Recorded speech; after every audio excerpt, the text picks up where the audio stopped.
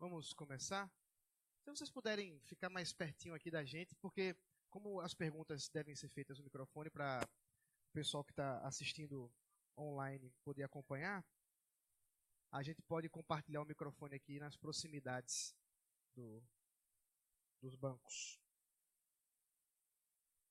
Muito bem? Vamos começar com uma oração?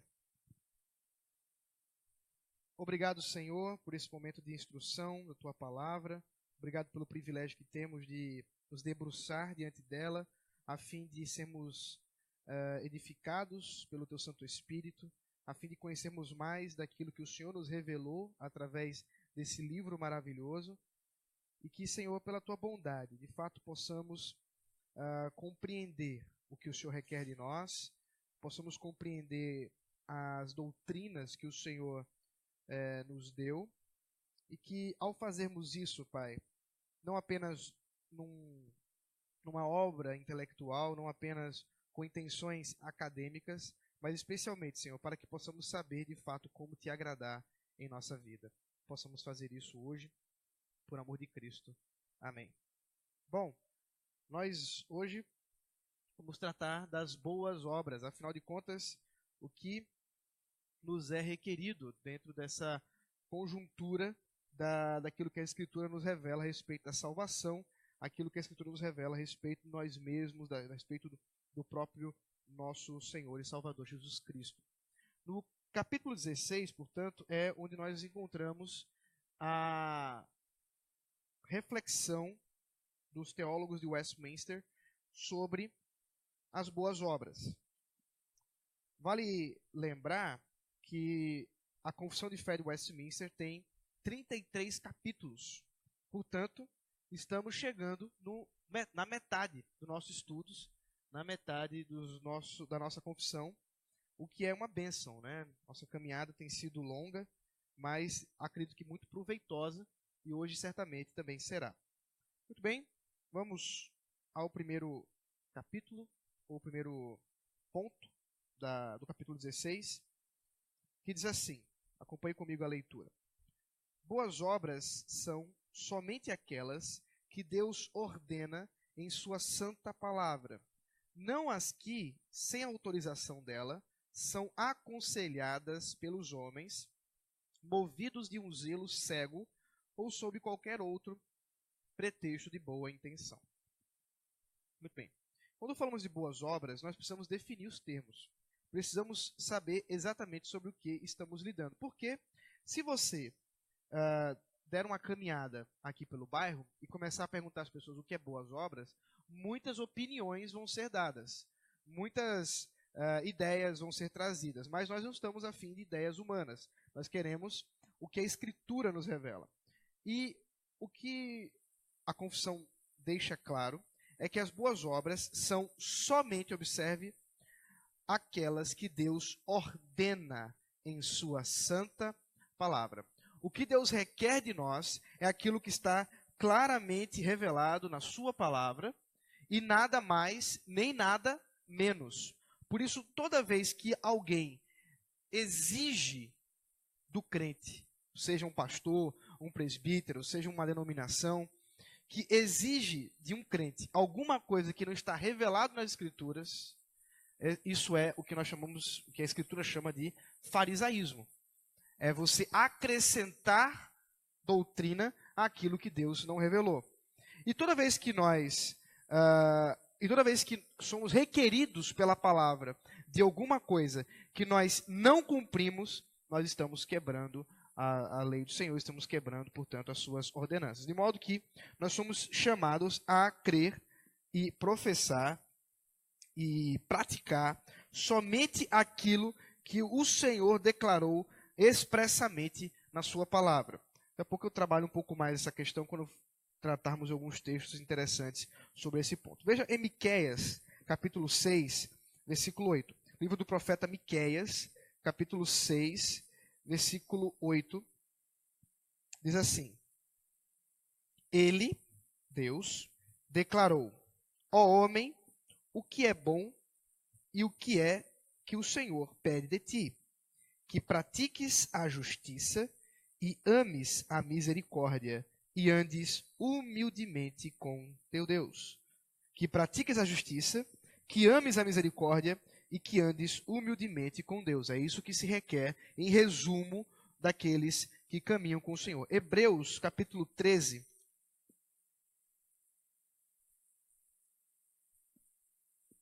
Hebreus 13, versículo 21. A partir do versículo 20, para a gente pegar o contexto, fica mais fácil. Hebreus 13, 20 e 21. Ora, o Deus da paz, que tornou a trazer dentre os mortos Jesus, nosso Senhor, o grande pastor das ovelhas, pelo sangue da eterna aliança, vos aperfeiçoe em todo o bem, para cumprirdes a sua vontade, operando em vós o que é agradável diante dele, por Jesus Cristo, a quem seja a glória para todos sempre. Amém. Observe que o que se requer de boas obras, o que se requer do crente, é aquilo que é agradável a Deus, a sua vontade. E seria um tanto quanto contraditório se fosse claro que o Senhor está exigindo de nós que agradássemos a Ele e Ele não tivesse revelado na sua palavra aquilo que agrada a Ele. Aquilo que, de fato, Ele deseja de nós, aquilo que lhe é bom. De modo que nós não somos chamados para descobrir a vontade de Deus. Isso é uma expressão meio comum entre nós. Eu quero descobrir qual é a vontade de Deus. Não, você não é chamado para descobrir a vontade de Deus. A vontade de Deus já foi revelada. Você é chamado para conhecê-la. Aqui, na sua palavra. Muitas vezes as pessoas ficam orando, gastam madrugadas de oração e jejum, dizendo, Senhor, revela-me a tua vontade. E, meu querido, está aqui. É só você abrir e ler. Então, seria contraditório da parte de Deus se ele precisasse, ainda hoje, revelar a sua vontade, que ainda está oculta, misteriosa, e que está turva, e de modo que nós ainda estamos tateando, cegos, tentando descobrir qual é a vontade de Deus. De modo algum. Deus revelou a sua vontade, Deus manifestou a sua vontade na sua palavra. E é exatamente isso que são as boas obras. Isso define o que é boas obras. Porém, é necessário um cuidado muito grande, porque o nosso ímpeto, muitas vezes por agradar ao Senhor, a gente vai ver isso mais à frente, pode fazer com que nós desejemos acrescentar algumas coisas que Deus não requereu do homem, nem requer dele. Veja, Isaías, livro do profeta Isaías, capítulo 29. Isaías 29, versículo 13.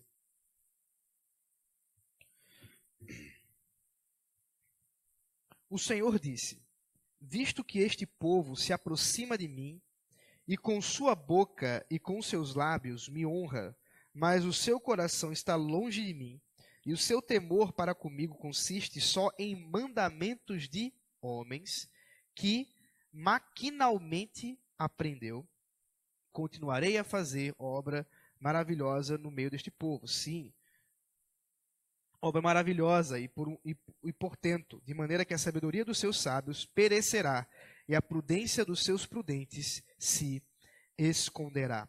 Observe que esse mesmo texto é usado em Mateus capítulo 15. Ele é citado aqui no Evangelho de Mateus, capítulo 15, versículo 9. Veja a aplicação que o Senhor Jesus usa.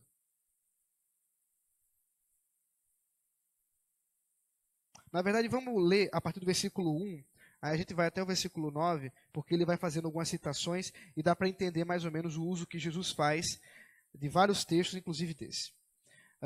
Mateus 15. Então vieram de Jerusalém a Jesus alguns fariseus e escribas. Lembra? Por isso que eu falei que a definição de farisaísmo está incluída aí nesse acrescentar da doutrina.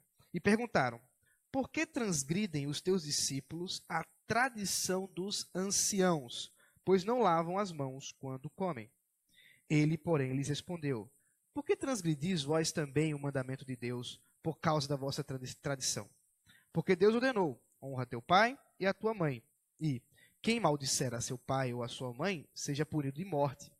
Mas vós dizeis: se alguém disser a seu pai ou a sua mãe, é oferta ao Senhor aquilo que poderias aproveitar de mim, esse jamais honrará a seu pai ou a sua mãe. E assim invalidastes a palavra de Deus por causa da vossa tradição.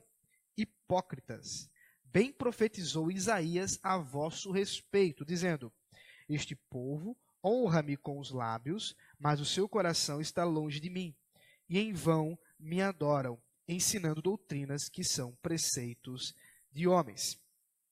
Então observe que Jesus trouxe o contexto lá dos tempos de Isaías, do povo de Israel nos tempos de Isaías, para o contexto dele naquela época, dizendo que se assemelhava à situação de corrupção, de maldade no coração. E ele define a situação deles quando eles tentam atacar os discípulos de Jesus, dizendo que eles não estavam lavando as mãos, como era a tradição deles. Esse lavar de mãos não é higiênico, tá, gente? Isso aqui não é porque os discípulos de Jesus eram porcos e não lavavam a mão para comer.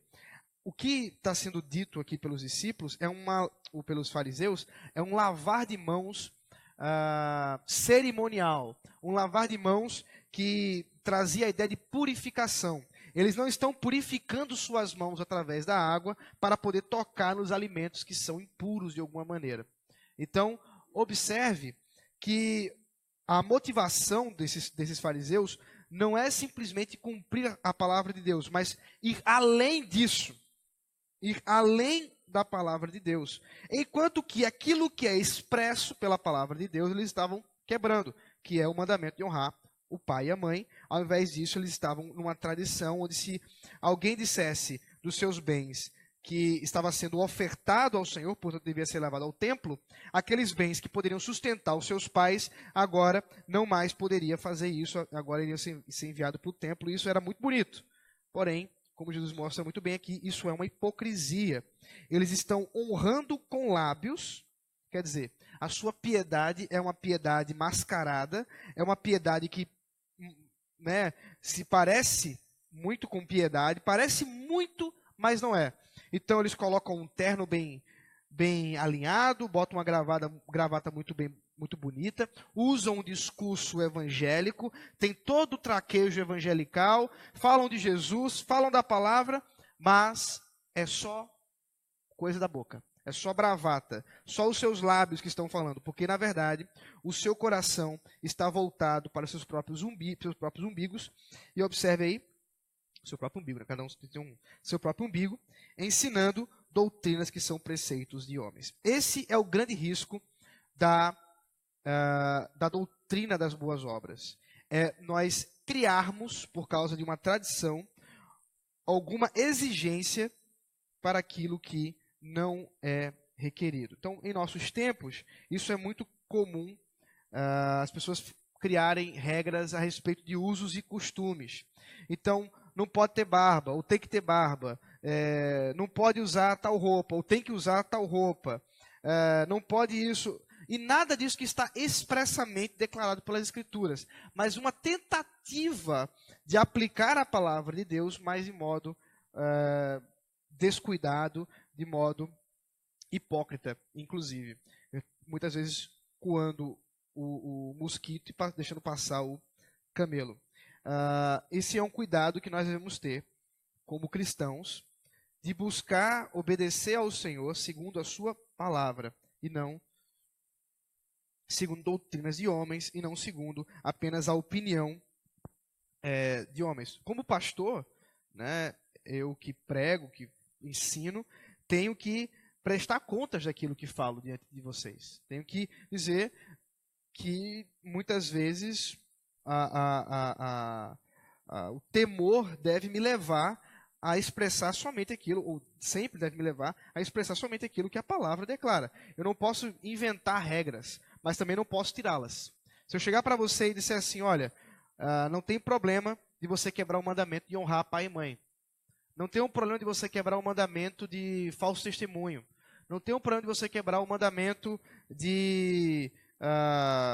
dia do Senhor. Não tem problema. Isso aí é coisa do passado.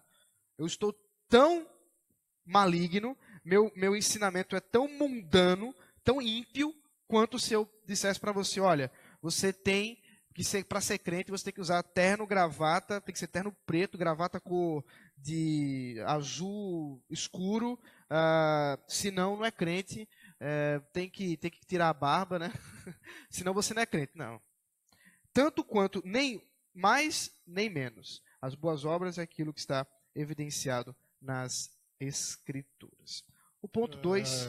Mas nesse ponto aí, nós temos que ter também um certo bom senso. Sim, na questão da vestimenta.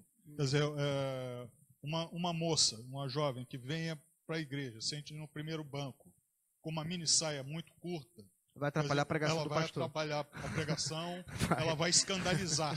Isso. Né? Então tem que ter uma certa vestimenta. Eu não posso vir aqui com uma sunga que eu vou à praia. Quer dizer, eu vou também escandalizar. Então, exato. Tudo tem que ter um... Muito bem, Renato. Ainda bem que você levantou essa questão. Observe que eu estou dizendo que algumas pessoas pecam em trazer certas regras que não estão expressamente claras nas Escrituras. Mas é claro nas Escrituras que, por exemplo, fazer um irmão pecar é pecado. Né? O escandalizar. Então, por exemplo, você se utilizar de uma vestimenta sensual para vir, na verdade, não só para vir para o culto, não, é para ir para qualquer lugar, está na padaria. Ela está, no caso de uma mulher, né, está pecando. Assim como você se utilizar de uma roupa que cabe em outros contextos e você, de certa forma, desrespeitar o culto ao Senhor por conta da sua própria roupa. Que aí, nesse sentido, dependendo da situação, pode ser até uma coisa meio subjetiva. Mas, alguns pontos objetivos, como a sunga, sem dúvida, a gente pode ter certeza. A gente pode discutir assim, e a bermuda? Será que pode vir para o culto de bermuda? Eu costumo dizer que depende. Depende do que, né? Não, você não está no culto, né? Pode ficar de bermuda aí. Hoje não é culto. Mas, e se fosse? Será que você estaria pecando porque você está de bermuda? Eu acho que depende. Primeiro, depende do próprio coração daquela pessoa. Ao vir de bermuda, ela faz isso com o seu coração contrito, sabendo que ela está glorificando a Deus ao usar essa bermuda, ou ela faz isso porque foi a primeira coisa que apareceu no guarda-roupa dela e ela não se preocupa com o que ela está usando. Isso é um problema. Nós devemos sempre nos preocupar com o que estamos fazendo, especialmente a respeito do culto. Então, muitas pessoas terminam pecando porque desprezam esses princípios, essas regras. É bem verdade que as Escrituras elas nos revelam muito mais princípios do que regras. Ainda que, por exemplo, falamos de lei, né? A lei do Senhor, os 10 mandamentos são leis. Essas leis, elas são extremamente abrangentes. Elas são princípios, na verdade. Como, por exemplo, ao falar, honra teu pai e tua mãe, para que se prolongue os teus dias na terra, a definição de honrar, ela é um pouco abrangente. O que significa honrar? Então você vai ter que pegar não só aquilo que a Escritura revela como honrar, como no nosso próprio contexto.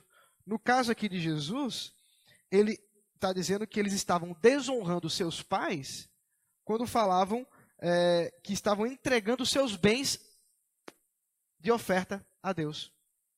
Olha só. É uma questão extremamente específica. Isso não é sempre assim. Toda vez que você entrega seus bens à igreja, significa que você está desonrando seu pai e sua mãe? Não. Nesse contexto, no que estava acontecendo aqui, era isso que acontecia. Então, observe que são princípios. E, de fato, viver sob princípios é muito mais difícil do que viver sob regras. Porque regra é muito mais fácil de dizer. Eu chego para você e digo assim, olha, você tem que usar o seu cabelo apenas numa altura de 15 centímetros do seu ombro. Você só pode usar uma camisa que tenha uma manga até 3 centímetros do seu pulso. Então, quer dizer, eu estipulei regras e você, pronto, pode descansar agora. Se você fizer isso, está tudo beleza. Mas a Escritura não trabalha com regras. milimétricas, mas sim com princípios. Por quê? Porque o mais difícil não é o externo. É o quê? É o coração. É por isso que, por exemplo, o Novo Testamento, acho que Jesus, inclusive, eu vou chutar um dado aqui, porque eu ouvi o Tim Keller falando ontem num vídeo que eu estava assistindo, mas eu não sei se ele falou do Novo Testamento ou foi de Jesus, mas eu acho que foi de Jesus. Jesus fala 10 vezes mais sobre ganância do que fala sobre adultério. Por quê? Porque ganância é algo muito mais subjetivo, que requer muito mais esforço para a gente saber exatamente quando nós estamos pecando em ganância. Adultério é mais fácil, né? Porque você olha assim e diz, opa, essa aqui não é minha esposa. Você sabe que ela não é sua esposa. Fica mais fácil. Agora, ganância não. Ganância é um negócio muito interno, muito subjetivo. E a Escritura nos confronta especialmente nas coisas relacionadas ao coração, às nossas motivações, aos nossos desejos mais profundos. Então, no final das contas, o que nós temos no coração é o que vai se revelar através das nossas obras externas. Mas o mais importante é o que está no coração. Ponto 2. Estas obras, feitas em obediência aos mandamentos de Deus, são o fruto e as evidências de uma fé viva e verdadeira. Para elas, os crentes manifestam a sua gratidão. Ou melhor, por elas. Por elas, os crentes manifestam a sua gratidão. Fortalecem a sua confiança, edificam os seus irmãos, adornam a profissão de fé do Evangelho, tapam a boca aos adversários e glorificam a Deus, cuja feitura são criados em Jesus Cristo para isso mesmo, a fim de que, tendo o seu fruto em santificação, tenham no fim a vida eterna. Então, a primeira coisa que a gente observa é que essas obras, elas não são um meio de salvação, mas elas são um fruto da salvação. As boas obras procedem de um coração regenerado, procedem de um coração transformado. Tiago 2, 18 ao 22.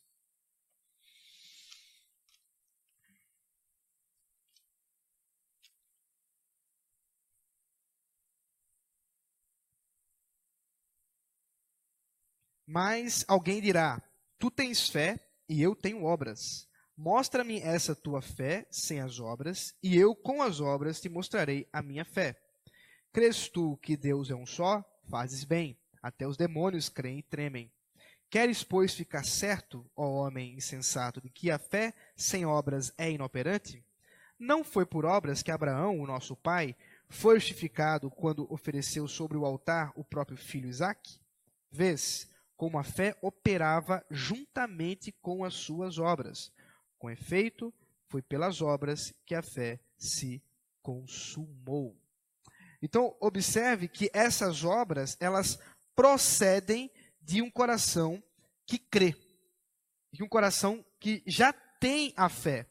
Essas obras não dão fé para aquela pessoa, mas é quem tem fé evidencia essa fé por meio dessas obras. De modo que nos é requerido, sim, cumprir os mandamentos do Senhor. Agora, esses mandamentos, eles não são requeridos para a salvação, mas como evidência da salvação, de uma fé viva e verdadeira. Então, a primeira coisa é isso, ele é um fruto.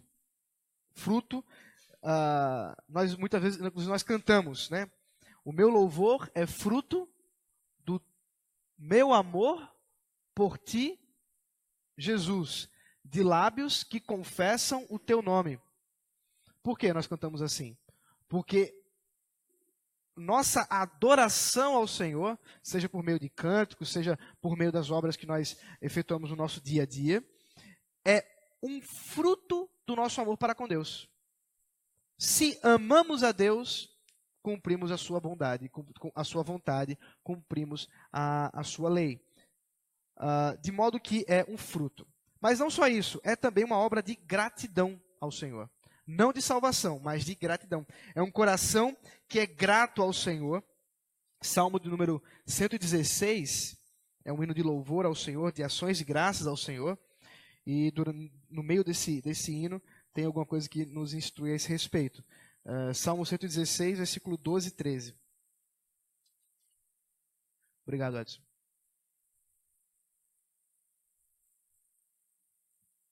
Que darei ao Senhor por todos os seus benefícios para comigo? Tomarei o cálice da salvação e invocarei o nome do Senhor. Cumprirei os meus votos ao Senhor na presença de todo o seu povo. Que darei ao Senhor? Que poderia dar ao Senhor pelas bênçãos que Ele já me concedeu? Observe, portanto, que as boas obras não são uma barganha para com Deus.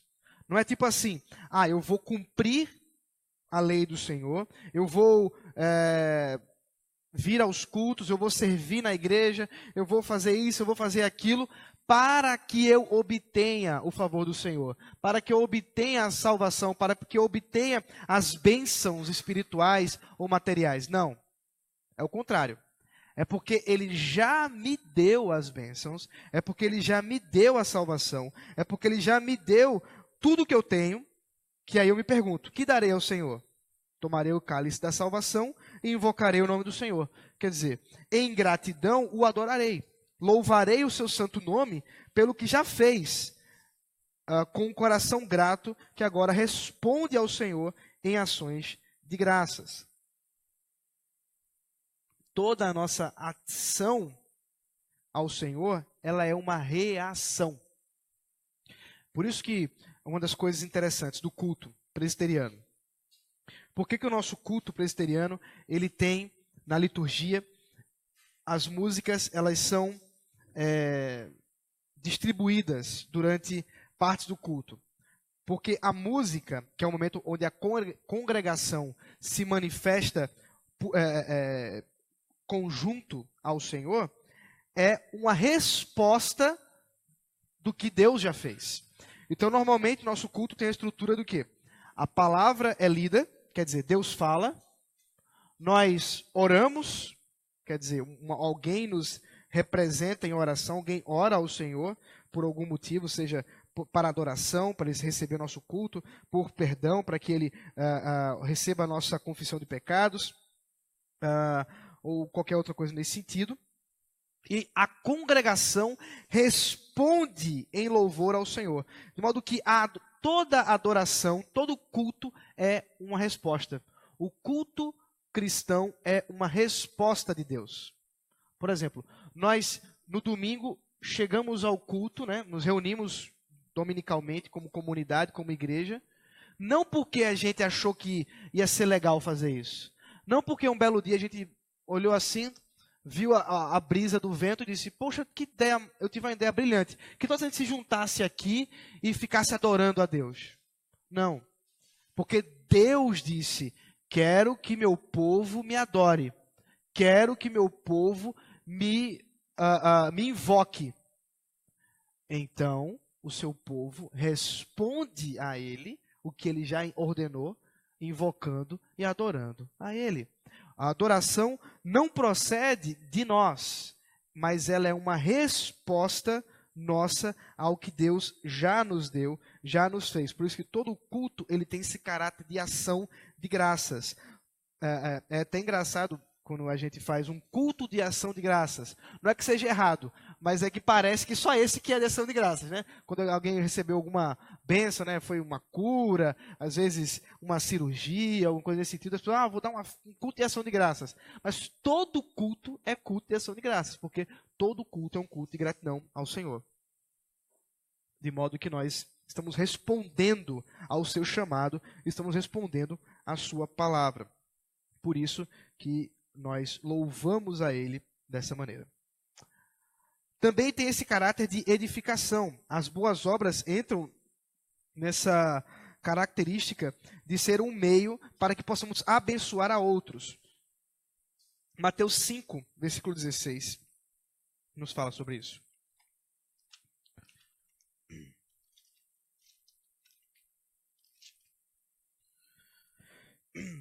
Assim brilhe também a vossa luz diante dos homens, para que vejam as vossas boas obras e glorifiquem a vosso Pai que está nos céus. Então, observe que as boas obras, elas não são dadas para que você tenha orgulho.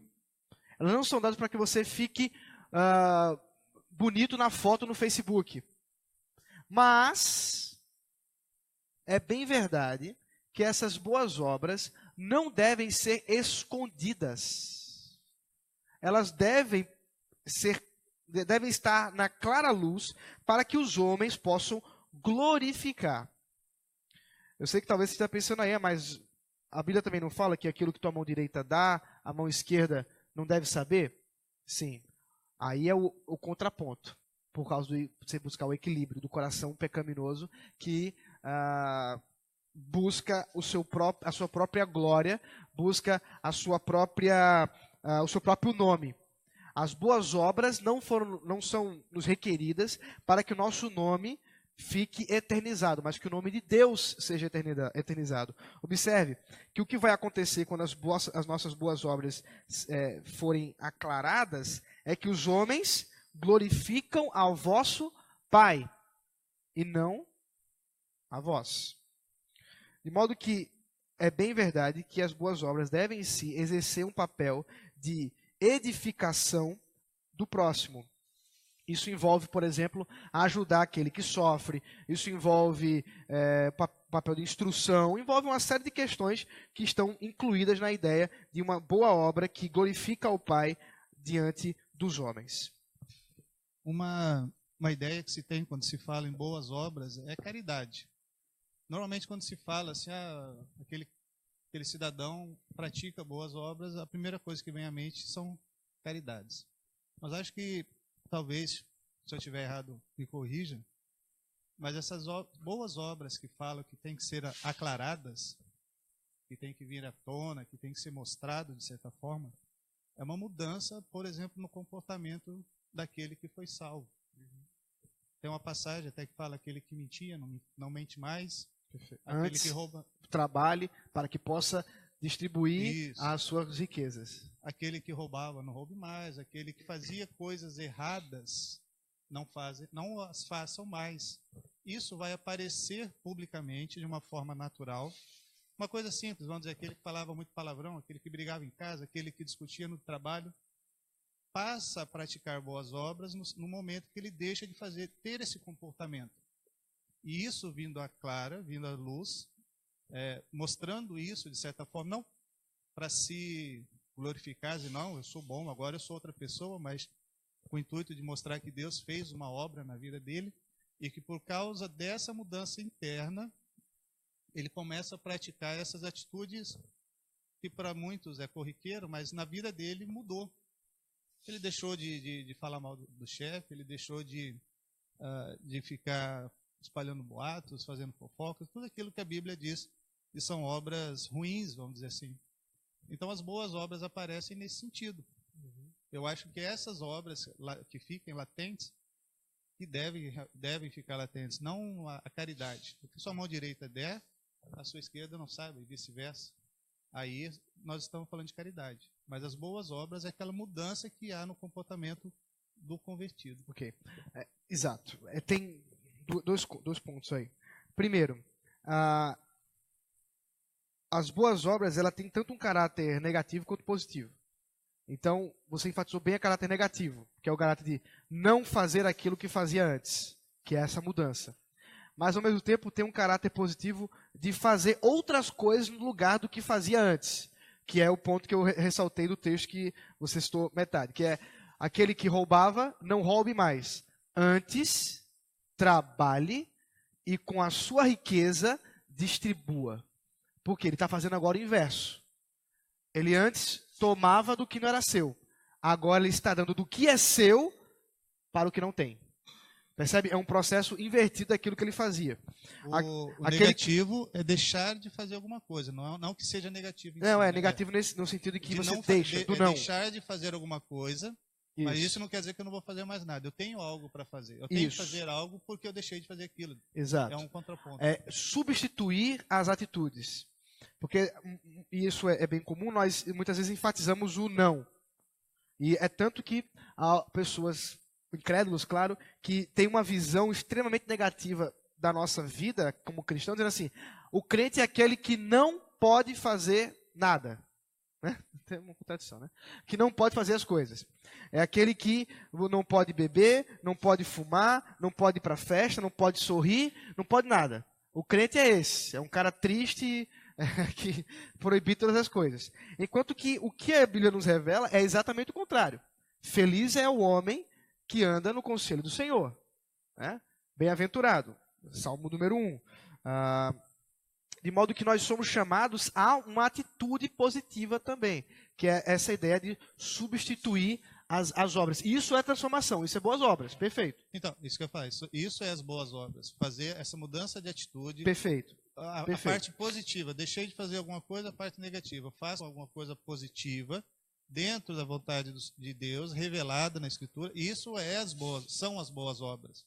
Isso. Não é a caridade em si, mas também a caridade entra. Não é a caridade. Isso. É que você tinha falado daquela de não fazer, que a mão direita faz, a esquerda não vê, mas eu acho que talvez isso seria mais ligado à caridade, de fazer de coração. Mas ela entra sim nas boas obras. Isso, lógico, perfeito. faz parte de boas obras. Faz parte e ela não é uma coisa que deva ser escondida. Tem um equilíbrio nessa questão.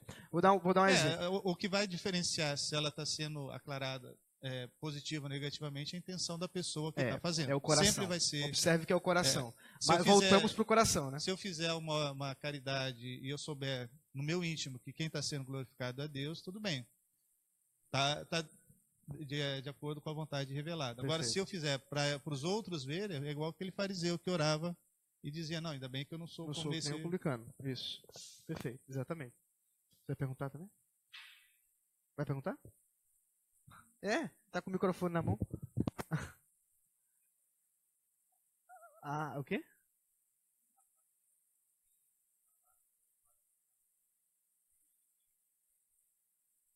Não, mas ele tava com o microfone, não tava? Tá saindo? Bom, tá. É que eu fiz. Tá bom. Muito bem. E no final das contas, isso demonstrará. Observe que isso é interessante. Ainda que nós não somos salvos pelas boas obras, eu estou sempre enfatizando isso, é uma coisa que a gente já falou várias vezes, mas as boas obras atestam, é o finalzinho aí, atestam nossa santificação e a nossa vida eterna. Romanos 6, 22.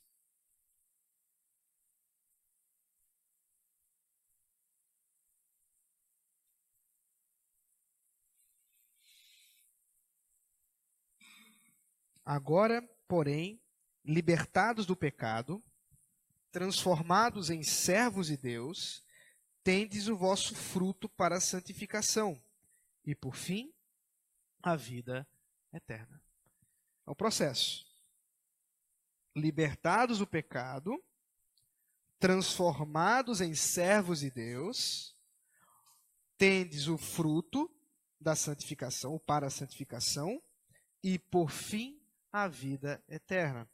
Significa que aqueles que de fato alcançarão a vida eterna foram aqueles que foram libertados do pecado, foram transformados em servos de Deus, receberam o fruto para a santificação e, portanto, receberão a vida eterna.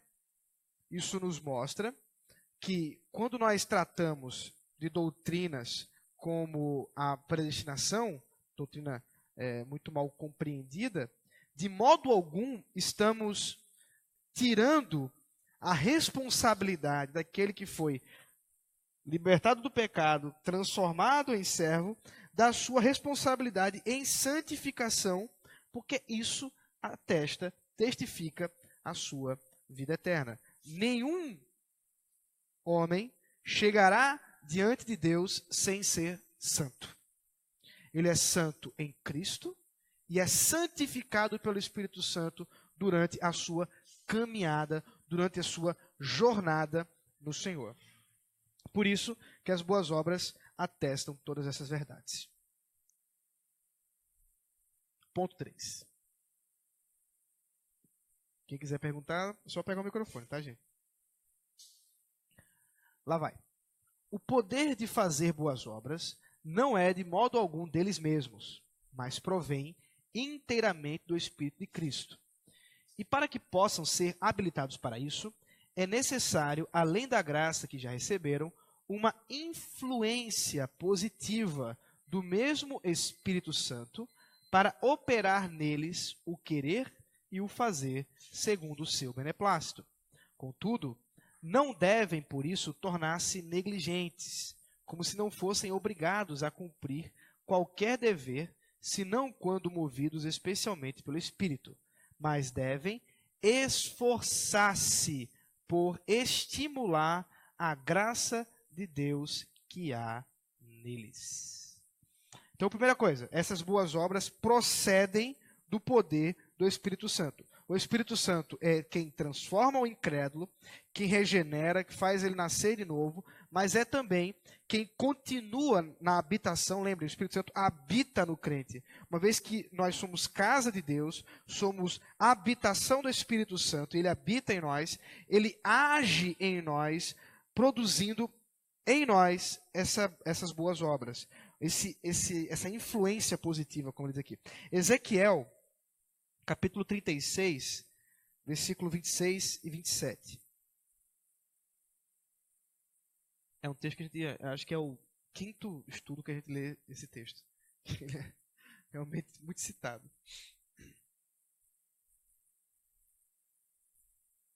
26, né?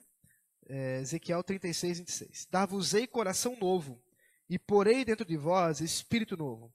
Tirarei de vós o coração de pedra, e vos darei coração de carne. Porei dentro de vós o meu espírito. Aqui é a habitação do espírito. Agora o que o espírito vai fazer? E farei que andeis nos meus estatutos, guardeis os meus juízos e os observeis. Essa é a promessa em Ezequiel a respeito de Israel santa, Israel que seria purificada, e isso se cumpre com Cristo, se cumpre na transformação que o Espírito Santo nos dá por meio da obra de Cristo, que nós chamamos de novo nascimento, chamamos de regeneração. E essa habitação, portanto, do Espírito é quem capacita o crente a, como diz aqui, andar nos seus estatutos, guardar os seus juízos e os observar. Isso não é uma coisa natural do homem.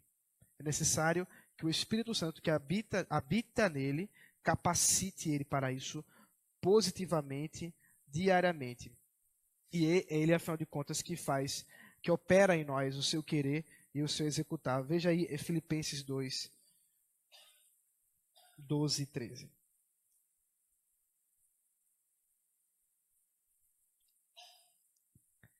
Filipenses 2, 12 e 13. Aqui trata tanto da nossa responsabilidade quanto da operação do Espírito.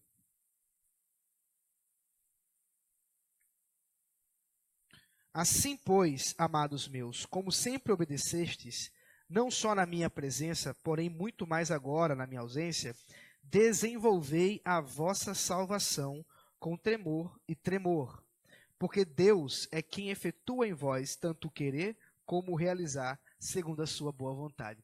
Esses dois versículos mostram bem que aquilo que nós costumamos achar como uma tensão irreconciliável entre a soberania de Deus e a responsabilidade humana é tratada pelo apóstolo Paulo como alguma coisa muito tranquila, alguma coisa sem debate algum.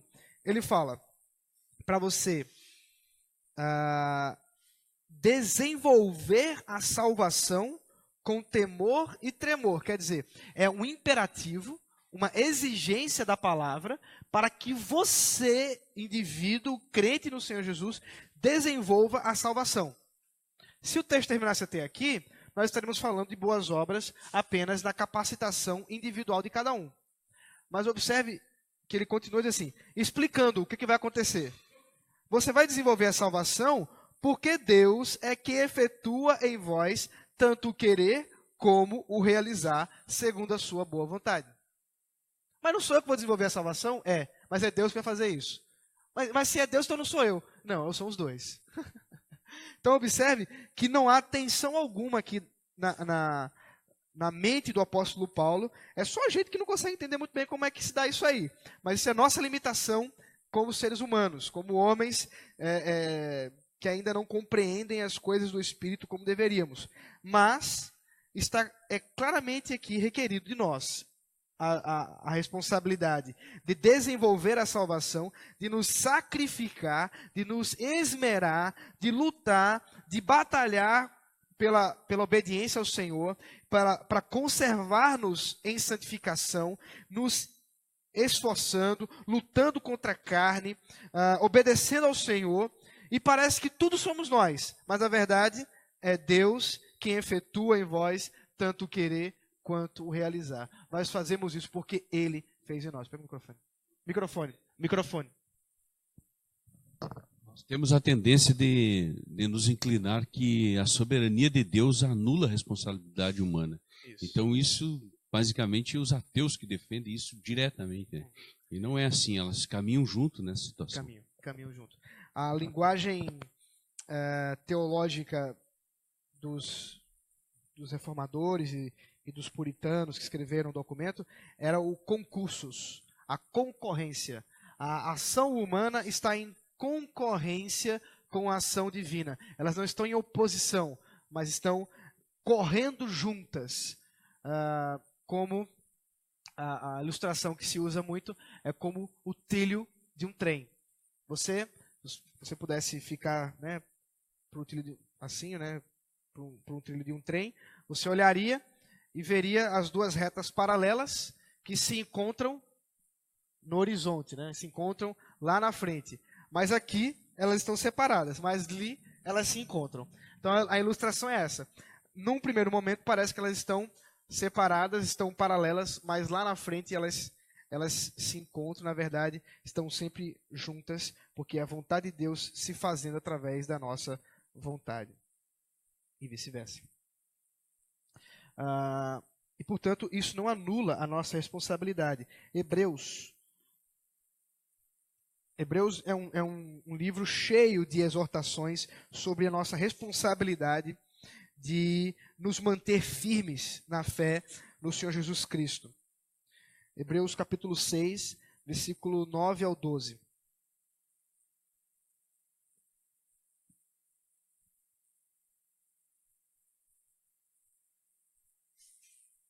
Quanto a vós outros, todavia, ó amados, estamos persuadidos das coisas que são melhores e pertencentes à salvação, ainda que falamos dessa maneira. Porque Deus não é injusto para ficar esquecido do vosso trabalho e do amor que evidenciastes para com o seu nome, pois servistes e ainda servis aos santos. Desejamos, porém, continue cada um de vós mostrando até ao fim a mesma diligência para a plena certeza da esperança, para que não vos torneis indolentes, mas imitadores daqueles que pela fé e pela longanimidade herdaram as promessas. Então, a exortação aqui, né, do autor é que nós continuemos, cada um de nós, mostrando até ao fim a mesma diligência, a mesma convicção, a mesma insistência, o mesmo ardor para cumprir a vontade de Deus, para a plena certeza da esperança.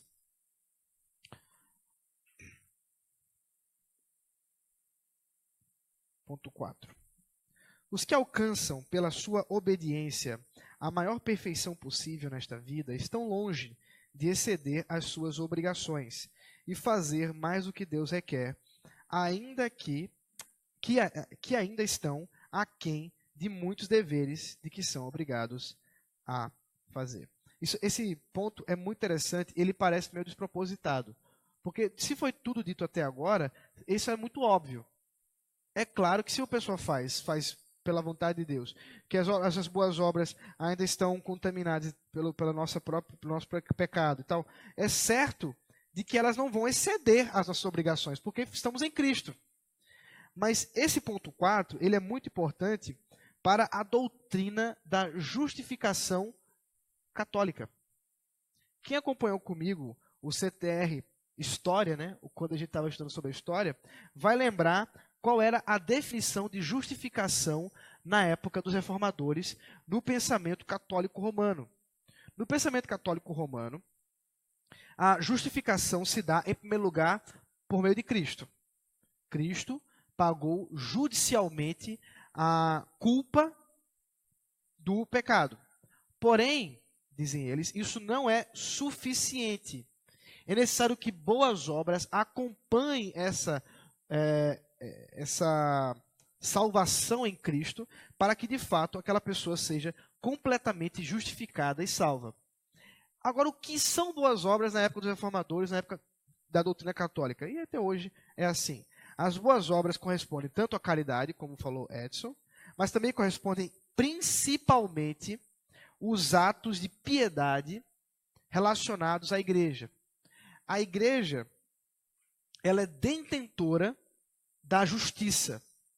E ela é quem dá justiça àqueles que estão dentro dela, que pertencem à igreja.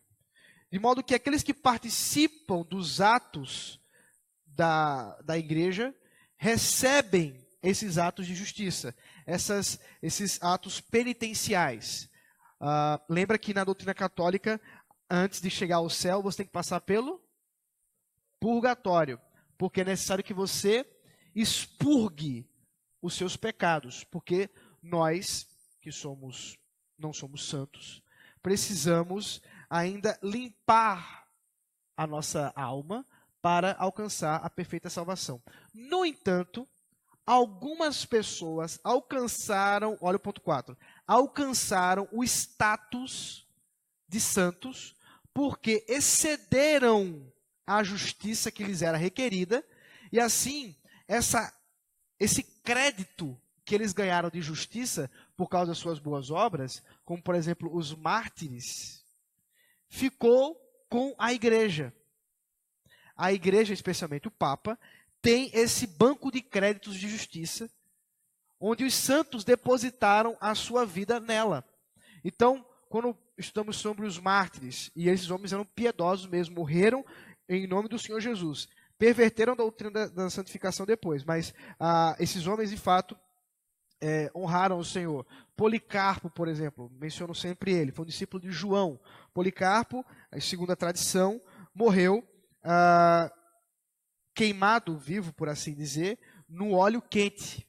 Era um homem já de 80 anos, tendo sido discípulo do apóstolo João, era um pastor, um presbítero, que mestre entre os cristãos, foi preso, e o processo de sua morte iniciava-se com ele dentro de um caldeirão lá de óleo quente, onde se tocou fogo e ia aquecendo o óleo, enquanto aquecia, os romanos cobravam dele: negue o Senhor Jesus, diga que ele não é o Kyrios, diga que ele não é o Senhor, mas que César é o Senhor, César é o único Senhor, César é o Kyrios. E a história conta que ele disse que durante 80 anos Jesus nunca não lembro a palavra agora, desamparou, perfeito. O Senhor Jesus nunca me desamparou. Durante 80 anos, Jesus nunca me desamparou. Não vai ser agora que eu vou negá-lo. E ele morre, né, dessa maneira terrível. Na doutrina católica, esse homem excedeu o que lhe era requerido. Ele excedeu a sua justiça. E para onde foi essa justiça dele excedida? Esse crédito que ele recebeu? Para a igreja. A igreja detém essa justiça e ela está atrelada à missa, está atrelada às relíquias que estão conectadas aos seus próprios santos. Então, poderia ser talvez a roupa de Policarpo. Nela, aqueles que olham para ela recebem justiça creditada a Policarpo. Agora, se um homem como Policarpo, que foi morto dessa maneira, tinha crédito de justiça, imaginem a mãe de Jesus. Oi? Sim, ela é a mãe de Deus, mas ela é mesmo. Para o Mas daqui a pouco eu católico, falo mãe sobre de o teotocos. Deus, né? Mas ela é mãe de Deus mesmo. Mas eu explico por que a gente crê que ela é mãe de Deus. Mas imagine a mãe de Jesus. Essa, sem dúvida, tem o crédito dos créditos. Porque ela, em seu ventre, tinha o próprio Deus. A expressão Theotokos, mãe de Deus, ela foi cunhada por Cirilo, século III ali mais ou menos, com a finalidade de argumentar que Maria tinha no seu ventre não apenas o homem Jesus, mas o homem Deus. E, portanto, ela é mãe de Deus, e não só mãe de Jesus, porque era a doutrina ariana, que Jesus é o primeiro ser criado, e, portanto, ele é só homem, ou é uma criatura mestiça, uma coisa nesse sentido, mas não é Deus. Enquanto que a doutrina ortodoxa, a doutrina que nós confessamos, é que ele é Deus. E aí, por isso que esse ponto a gente acredita nisso. O ponto é que o que eles vão acreditar por causa disso é que ela excedia na sua justiça e, portanto, ela tinha esse crédito. Agora, imagine, então, o que ela pode fazer pelos seus que rogam a ela intercessão. É por isso que temos aí no ponto 4 que ninguém alcançou isso. Estão entendendo por que é importante esse ponto 4? Parecia tão despropositado, né? Mas esse ponto 4 refuta exatamente a ideia de que é possível exceder a justiça para ter qualquer crédito. Pelo contrário, nós estamos longe de exceder as nossas obrigações e fazer mais do que Deus requer de nós.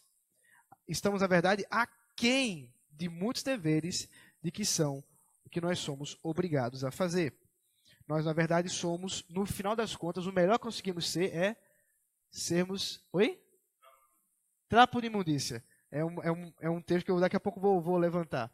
Mas Isaías 64:6. Mas antes desse, nós somos, no melhor das hipóteses, servos inúteis. Veja aí Lucas 17:10.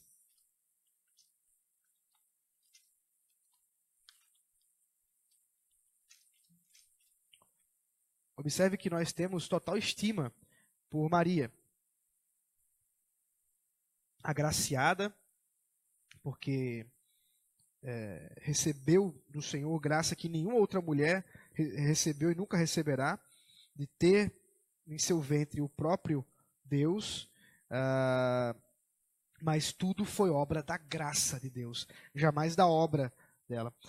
Lucas 17:10.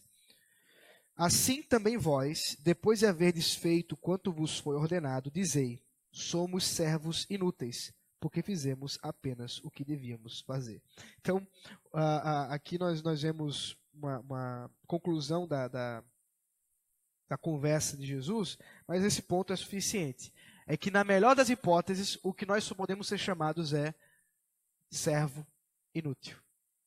Na ideia de que o nosso serviço para a salvação é totalmente inútil. Claro, para a glória de Deus, glorifica a Deus, é verdadeiro. Mas isso de modo algum deve nos pertencer como uma obra de justiça para termos algum crédito, né, com Deus. Tinha um pregador famoso, ele ainda é famoso e ainda é pregador, que dizia mais ou menos assim nas suas orações: se eu tenho algum crédito aí no céu, que isso aconteça. Que Deus, eu acho que ele até parou de fazer essas orações. Espero que Deus tenha instruído ele que ele não tem crédito nenhum no céu, né? Depois vocês procuram na internet para ver quem é. Ponto 5. Nós não podemos, pelas nossas melhores obras, merecer da mão de Deus perdão de pecado ou vida eterna, porque é grande a desproporção que há entre elas e a glória por vir, e infinita a distância que existe entre nós e Deus, a quem, por meio delas, não podemos ser úteis, nem satisfazer pela dívida dos nossos pecados anteriores. Mas depois de havermos feito tudo o que pudermos, nós teremos apenas cumprido nosso dever e seremos servos inúteis. E porque, como boas, procedem do Espírito, e como nossas são impuras e misturadas com tanta fraqueza e imperfeição, que não podem suportar a severidade do juízo de Deus. Boas obras não trazem merecimento de salvação. Vou enfatizar isso, vamos ver mais uma vez alguns textos que deixam isso muito claro. Romanos 3, 20.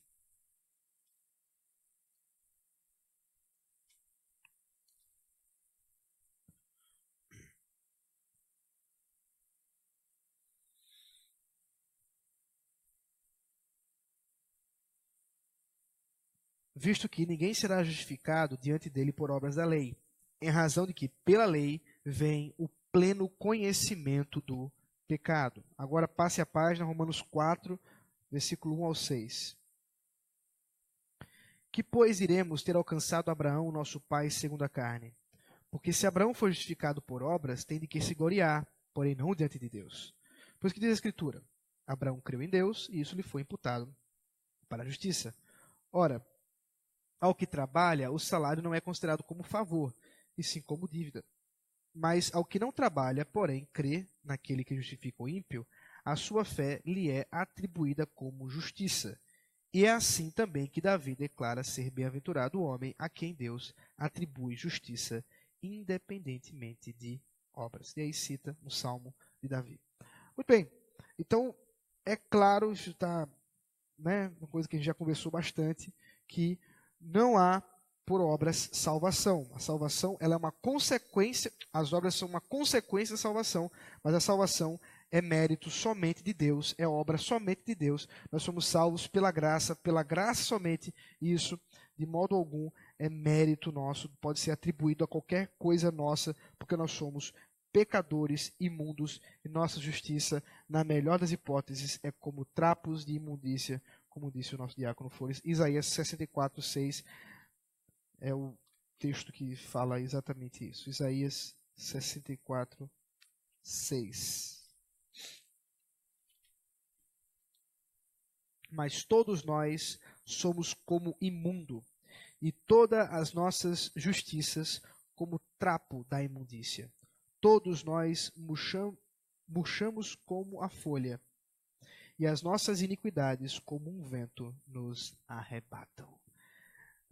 Trapos de imundícia, ou trapo da imundícia, é uma expressão utilizada para aquilo que as mulheres usavam antes do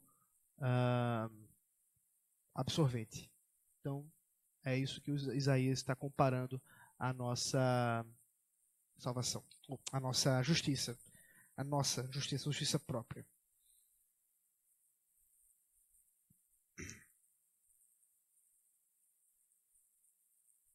Um bichinho na minha água aqui.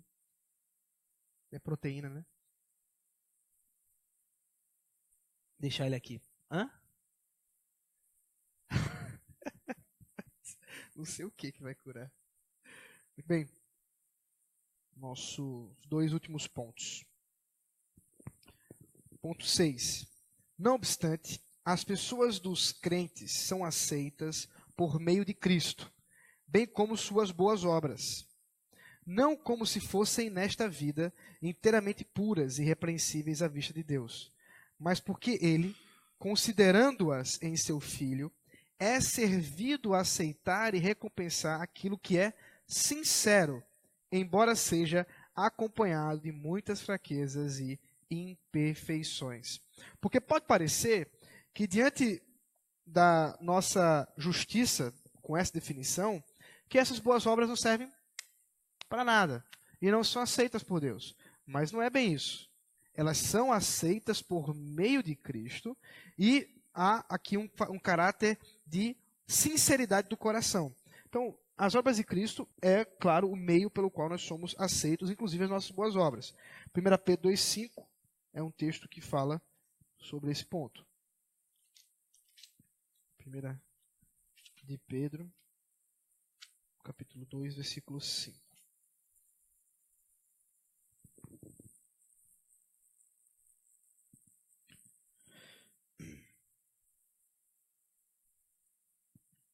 Versículo 4, só para pegar o contexto. Chegando-vos para ele a pedra que vive, rejeitada, sim, pelos homens, mas para com Deus, eleita e preciosa. Também vós mesmos, como pedras que vivem, sois edificados casa espiritual, para serdes sacerdócio santo, a fim de oferecerdes sacrifícios espirituais agradáveis a Deus por intermédio de Jesus Cristo.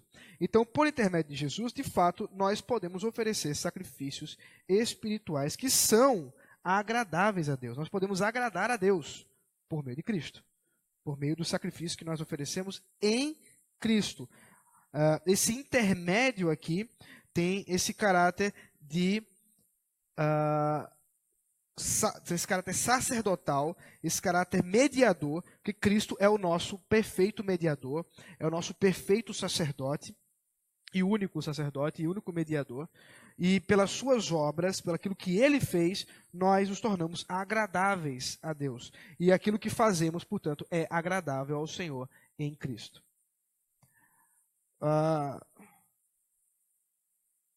De modo que, com o coração voltado a Cristo, com o nosso coração sincero e acompanhado, portanto, dessa vontade sincera de obedecer ao Senhor, de agradá-lo, ainda que na nossa fraqueza, ainda que na nossa limitação, nós podemos agradar a Deus. É bem verdade que as nossas obras estão manchadas, né, gente? Muito obrigado. Trocou. Agora tem outro, né? Obrigado. É bem verdade que as nossas obras, elas são sempre contaminadas. As nossas ações são sempre ações que precisam de purificação. Mas, pelo nosso coração comprometido com Cristo, essas obras são recebidas pelo Senhor, sim. Elas são verdadeiras. Por exemplo, a oração. Nós oramos ao Senhor. Nossas orações continuam sendo contaminadas pelo pecado. Nós oramos a Deus, mas muitas vezes nós estamos comprometidos conosco nos nossos pedidos. Muitas vezes nossos pedidos são egoístas. Muitas vezes nossa forma de falar com Deus é tentativa de barganhar com Ele. Muitas vezes nós tentamos de alguma maneira torcer a vontade dEle à nossa. Mas ainda assim, em Cristo, Ele nos ouve. Ainda assim, em Cristo, Ele recebe a nossa oração. E muitas vezes ouve o que de fato pedimos e responde positivamente ao que pedimos. Daí é bom lembrar a intercessão do Espírito Santo, que, como nós não sabemos orar, ele intercede por nós com gemidos inexprimíveis para com Deus. E ele que conhece a vontade de Deus, ajusta a nossa oração para que possamos ser ouvidos com perfeição. Ponto 7, para finalizar. As boas obras feitas pelos não regenerados, embora sejam, quanto à matéria, coisas que Deus ordena e úteis tanto a si mesmo como aos outros, contudo, porque não procedem de corações purificados pela fé, nem são feitas devidamente de acordo com a palavra, ou para um fim justo, glória de Deus, elas são, portanto, pecaminosas e não podem agradar a Deus, nem preparar o homem para receber a graça de Deus. Não obstante, o negligenciá-las é ainda mais pecaminoso e ofensivo a Deus. As obras dos incrédulos, que poderíamos chamar, por exemplo, de boas obras, como, mais uma vez, lembramos, as obras de caridade, ou até mesmo, normalmente ligado a obras de caridade, mas imagine que o incrédulo, o camarada era um alcoólatra terrível. Mas agora ele deixa de ser alcoólatra, ele para de beber, ele fez o quê? Uma boa obra. Ele fez alguma coisa boa.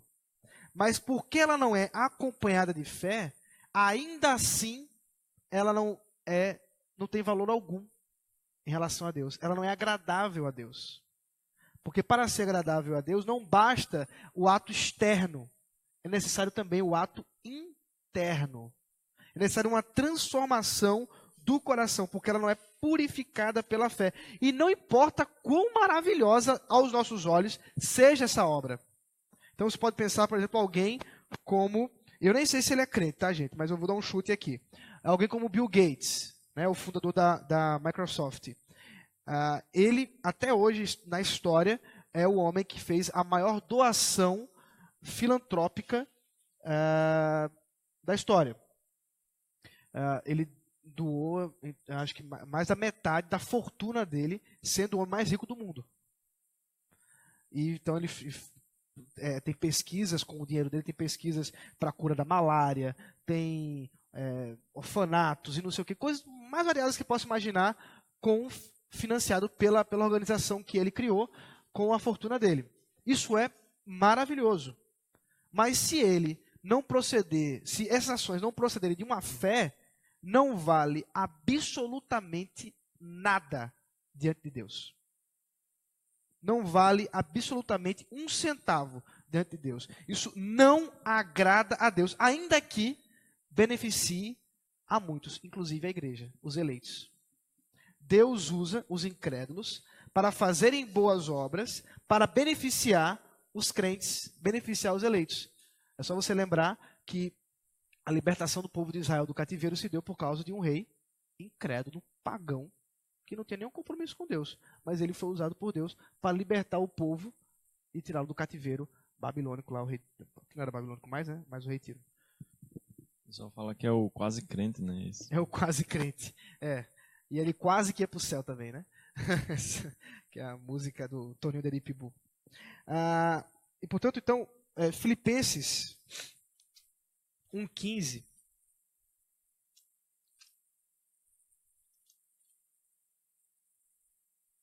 fala de uma boa obra, e uma obra muito impressionante, que é feita aqui sem o devido temor do Senhor. O apóstolo Paulo está mencionando aqui a essa igreja que alguns pregavam o evangelho por uma motivação totalmente perversa. Observe. Alguns, versículo 15, 1,15. Alguns efetivamente proclamam a Cristo por inveja e porfia. Outros, porém, o fazem de boa vontade. Estes, o que fazem de boa vontade, por amor, sabendo que estou incumbido a defesa do evangelho.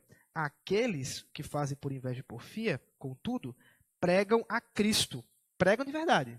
Só que, por discórdia, insinceramente, julgando suscitar tribulação às minhas cadeias.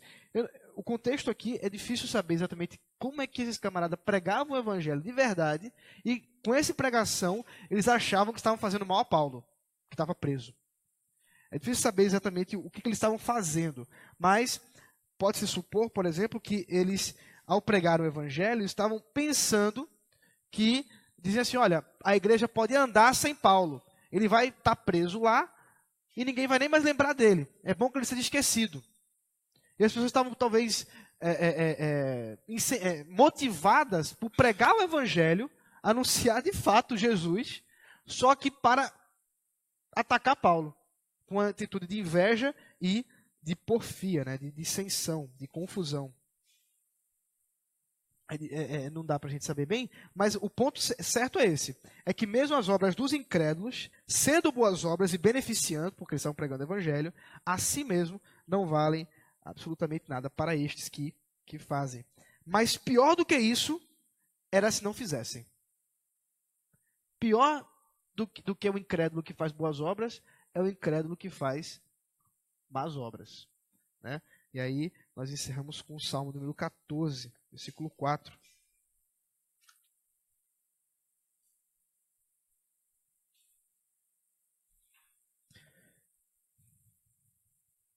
Uma pergunta irônica da parte do Senhor.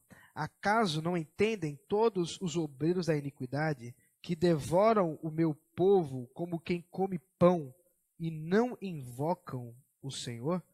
Será que eles não entendem o que estão fazendo, esses obreiros da iniquidade? O rei Davi provavelmente está se referindo aqui a reis perversos, a inimigos do seu reinado, que estavam tentando destruir o seu povo como quem come pão, né? Com a simplicidade de quem come pão, e não invocam ao Senhor, achando que podiam fazer o que queriam, sem que tivesse alguém para lhes cobrar o que o Senhor requer. Mas é claro que Deus não deixa impune aquele que destrata o seu povo, que destrói aqueles que ele escolheu. Muito bem. As boas obras, portanto, elas têm esse caráter do qual Deus requer de nós, e nós somos chamados para viver uma vida de santidade, uma vida de obediência ao Senhor. Nós somos convocados pelo Senhor, uma vez que fomos transformados por Ele, para ter uma nova vida, uma vida de pureza, uma vida de temor ao Senhor, uma vida de transformação. Não tem como alguém dizer que ama o Senhor, alguém dizer que foi transformado por Deus, que foi salvo por Ele, se essa vida também não foi transformada. Tem que seguir uma transformação, e não uma transformaçãozinha, uma transformação radical. Romanos capítulo 12, não vos conformeis com este mundo, com esse século, mas transformai-vos, renovação da vossa mente. Esse transformai-vos aí traz a ideia aí de uma transformação radical, que é uma transformação do coração, uma transformação da área mais profunda do nosso coração.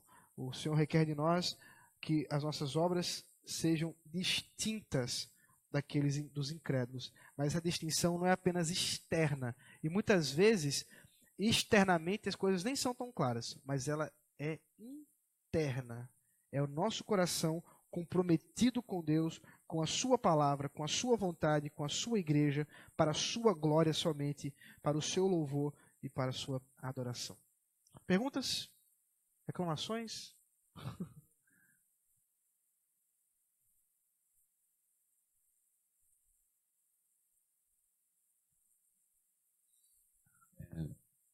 Sobre o e foi criado Sobre o purgatório. Quando que ele foi instituído pela igreja? Foi pós-reforma ou foi antes? Antes da reforma. Eu não vou saber a data. Não vou saber aqui. Eu acho que quando a gente estudou, eu cheguei a mencionar. Não foi? Eu lembro que eu fiz uma listinha, né, de quando foi. Oi? Foi. Eu acho que é coisa de século XI, XII, uma coisa assim. Eu acho. Posso estar errado. Mas não me. Pixe, não tem nem onde achar aqui agora rápido para responder. Não, início da Idade Média nem tanto. É mais pelo meio da Idade Média. A Idade Média começa ali no século V, VI, né? Então ela é já pela metade da Idade Média, quando a igreja de fato tem um poder muito grande. E ela passa então a adotar essa medida por diversas motivações. Uma delas é financeira, né?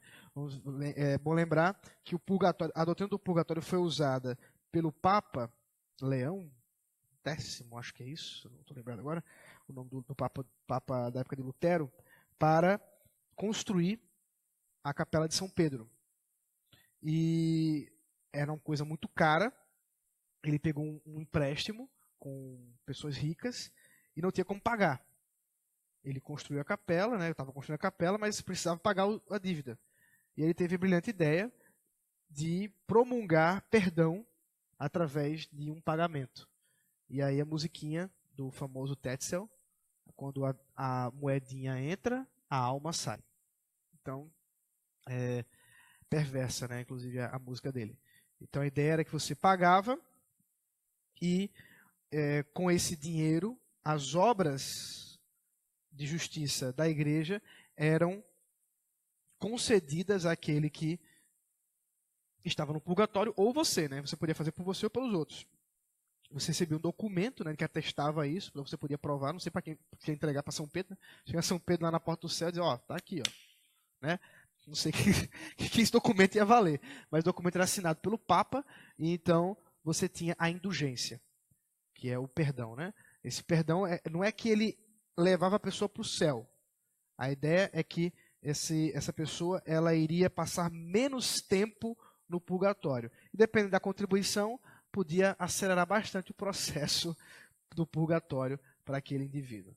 Era perverso, Lutero queimou, né, essas coisas, tocou o terror lá, criticou isso com muita veemência, e nós estamos há 500 anos dessa história. Né? Faz 500 anos que nosso irmão Lutero afixou nas portas do castelo de Wittenberg, quer dizer, ainda não faz 500 anos, vai chegar. Dia 31 de outubro de 2017, 31 de outubro de 1517, ele na véspera do dia de Todos os Santos. Era um dia onde a igreja estava cheia, porque são todos os santos, então haja justiça para você aproveitar nesse dia.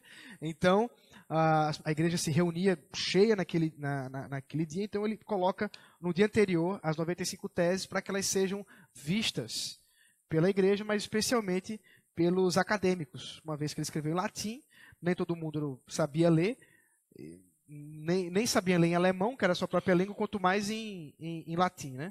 Então, ele não tinha interesse de...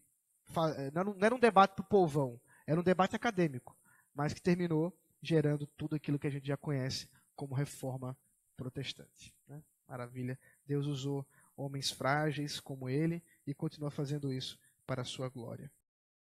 Momento em que podemos dedicar a tua palavra, ajuda-nos a meditar, a ruminar a tudo aquilo que foi estudado e aprendido, e que possamos, Senhor, mediante a tua vontade, fazer boas obras aqui na terra, fazendo assim para a tua glória, para que possamos, de fato, sermos achados como aqueles que foram verdadeiramente convertidos por ti, e que teu Santo Espírito habita em nós, nos capacitando para tudo isso. A glória seja tua somente, no nome de Jesus, nosso Senhor. Amém.